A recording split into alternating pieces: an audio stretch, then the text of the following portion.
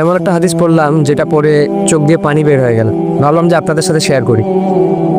হযরত আবু বকর সিদ্দিক রাদিয়াল্লাহু তাআলা আনহু নামাজে দাঁড়িয়ে তিনি নামাজরত অবস্থায় কাঁদতেছিলেন।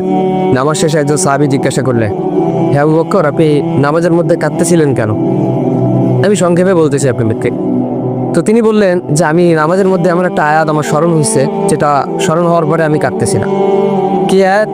যে সেই আয়াতের অর্থটা হচ্ছে যে আল্লাহ পাক রব্বুল আলামিন বলতেছেন যে আমি তোমাদেরকে জান্নাত দিয়ে দিলাম, বিনিময়ে তোমাদের কাছ থেকে আমি জানমাল নিয়ে নিলাম। তো সাহাবী বলেন যে হে আবু বকর, এটা তো একটা খুশির সংবাদ যে আল্লাহ পাক আমাদের জানমালের বিনিময়ে আমাদেরকে জান্নাত দিয়েছেন, তো আপনি কাঁদতেছেন কেন? আবু বকর সিদ্দিক রাদিয়াল্লাহু তাআলা আনহু বললেন যে আমি আজকের আগ পর্যন্ত এটাকে খুশির সংবাদ মনে করতাম, কিন্তু আজকের পর থেকে আমি এটা শুনলেই, এটা মনে করলেই আমার কান্না চলে আসে। কেন? যে তুমি তো জানো আমার একটা কাপড়ের দোকান ছিল।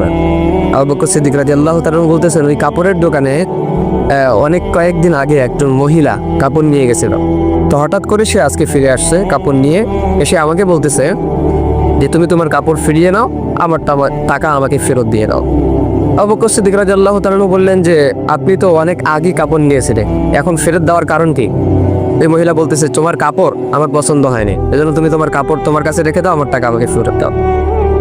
আবু বকর সিদ্দিক রাদিয়াল্লাহু তাআলা আনহু বলতেছেন আমি কাঁদতেছি এটা ভেবে, কিয়ামতের ময়দানে সবাইকে যখন উলঙ্গ করে দাঁড় করানো হবে, সেদিন যদি আল্লাহ পাক রব্বুল আলামিন আমাকে বলে যে আবু বকর তোমার জানমাল আমি তোমাকে দিয়ে দিলাম, বিনিময়ে তুমি আমার জান্নাতকে আমার কাছে ফিরাই দিয়ে দাও, সেদিন আমি আবু বকরের হালত কি হবে? সেদিন তো আমার বড় ক্ষতি হয়ে যাবে, আমার তো কোনো কিছুই করার থাকবে না সেদিন। এজন্য প্রিয় ভাই, এই হাদিস থেকে এতটুকু শিক্ষা যে আল্লাহ পাক রব্বুল আলামিন আমাদেরকেও যদি কিয়ামতের দিন বলে যে তোমাদের জানমাল তোমাদেরকে ফিরিয়ে দিলাম, বিনিময়ে আমার জান্নাত আমাকে তোমরা ফিরিয়ে দাও, সেদিন আমাদের কি হালত হবে? কারণ আল্লাহ পাক রব্বুল আলামিন যদি বলেন যে তোমার সালাত, তোমার নামাজ, তোমার রোজা, তোমার হজ, তোমার যাকাত, তোমার জিকির আজগার কোনো কিছু আমি আল্লাহ পাক রব্বুল আলামিনের দরবারে পছন্দ হয় নাই, সুতরাং তোমার জানমাল তুমি তোমার কাছেই রাখো, আমার জান্নাত আমার কাছে ফিরিয়ে দাও। তো আপনি ভাবেন তো, অনুভব করেন তো যে সেদিন আমাদের হালতটা কি হবে? সেদিন আমরা কোথায় যাব? আমাদের পরিস্থিতি, পজিশন সেদিন কোথায় থাকবে? সেদিন তো কেউ কাউকে চিনবে না, সবাই শুধু হাহাকার হয়ে ছুটবে এক একটা নেকির জন্য। তো সেদিন আমাদেরকে যদি আল্লাহ পাক রব্বুল আলামিন এভাবে ধরে ফেলেন, তো সেই আল্লাহ তাআলার কাঠগড়া থেকে বাঁচানোর ক্ষমতা আমাদের ফিরে নেই। আপনি দুনিয়ার কাঠগড়া থেকে চাইলেই আপনি কিন্তু বাঁচতে পারে, কিন্তু আল্লাহর কাঠগড়ায় যদি আপনি ধরা খেয়ে যান, তো সেখান থেকে বাঁচার কোনো উপায় নাই। এজন্য কোনো কাজ করলে, কোনো ইবাদত করলে মনোযোগের সাথে করতে হবে। সালাত, রোজা, হজ, যাকাত, জিকির আজগার যেটাই করি না কেন মনোযোগের সহকারে যেন আল্লাহ তাআলা কবুল করেন আমার এই সালাত, আমার এই ইবাদতটা যেন আল্লাহ পাক রব্বুল আলামিন কবুল করে। তো সেই দিকে লক্ষ্য করে আমাদেরকে ইবাদত করতে হবে, আল্লাহর সন্তুষ্টি আমাদেরকে অর্জন করতে হবে। আমাদের মূল টার্গেট হতে হবে জান্নাত লাভ করার।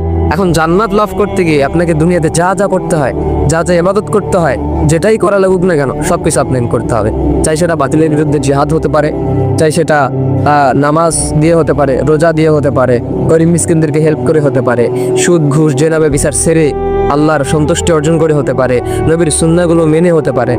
সো যেই দিক থেকে আপনার মনে হবে যে না আমি জান্নাতটা কামাই করতে পারবো, হাসিল করতে পারবো, সো সেই কাজগুলোই আমাদেরকে করতে হবে।